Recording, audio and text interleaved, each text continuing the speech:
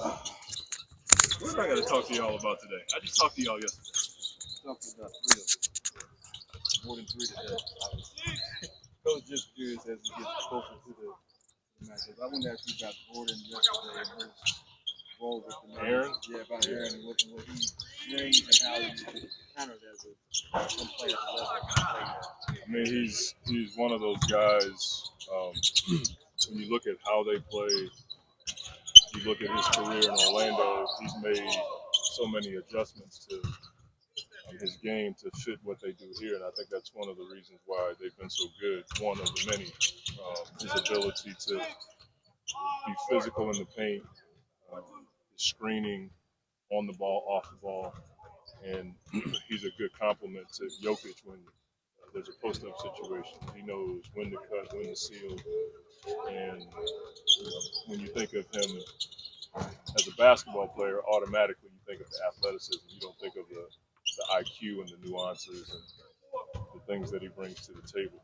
So I didn't, when they traded for him, I was trying to figure out how that was going to work because you're thinking about a team that you have to face, and they figured it out, and he's figured it out, and that's why one of the reasons why they're so good. Look at the fouls and those guys. I think they averaged 21 playoffs. Kevin was talking about this reaching in at that last second. Is it a matter of just avoiding that, or is it more serious? I mean, it's always what Kevin said. You want to avoid it, but it's the discipline before that moment comes. You know, you're not going to reach. You're going to contest high, and understanding in the playoffs, that's the one foul that is probably being called consistent.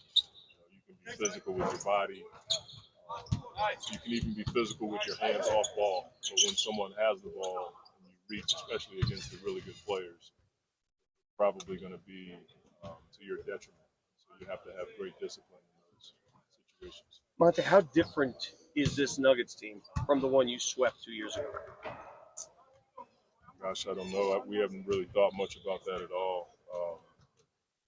I just look at their record. They're one of the best teams in the league. Jokic he's won another MVP since then. Murray and Gordon. You know, they've added more defensive guys. Caldwell Pope is a champion and a two-way player. I mean, the list goes on and on and on. So they've been in Mike's program for a while. So they have continuity that it takes to be really good. Do they gain an advantage the last 2 times you played them? They didn't play any of their starters, and you did. Is there anything there? Anything to read into that? I wouldn't, but I assume you have. So maybe you want to tell me. I'm just wondering you if got the thing on, so I'm sure wondering if it matters. You're probably going to take this information back to Mike. So that's about how much you're going to get from me. So yeah, I'm done with you anyway. You like that? I like it. Monty, against Minnesota, they were going with more green at the 5 and going smaller. What do you see on the team with that? I think that's the versatility that they have. You know, the only young guy on the floor is Brown. I hate saying his name wrong, but I've heard it pronounced differently. But they have so many veteran guys like Jeff who can play the 5, the 4, can switch. He communicates well on defense, and then they can bring in DJ. They feel like you're getting to the basket too much. They have a veteran guy like DJ that can come in and give you rim protection, and he does the same thing as far as communicating and bringing savvy to the game. It was in smaller spot situations for you guys when it came to going small in the first round, but how did you like the look of the It's something that we feel like we can go to. The offensive package is a little bit streamlined, focused into fewer plays, but we feel like that's a tool in the toolbox. Wish you hadn't brought it up because I didn't want to talk about it, but it's something that we feel like if we need to, we can go there. When it comes to point of attack defense with a guy like Jamal Murray, how important can a guy like Josh Okogie and Torrey Craig be? I think all of our guys, it's all hands on deck with a guy like Jamal. The way that he scores off the dribble, catch shot, playmaking. He's a big physical guard, and he's playoff tested. And I've said it before, he's an all-star in my opinion. Just want to be able to put guys on him that make it tough we say that all the time about really good players. You can't stop them, but you want to make it tough on them. Have you been impressed with how good he looks in his first playoffs back from ACL? Jamal, Yeah.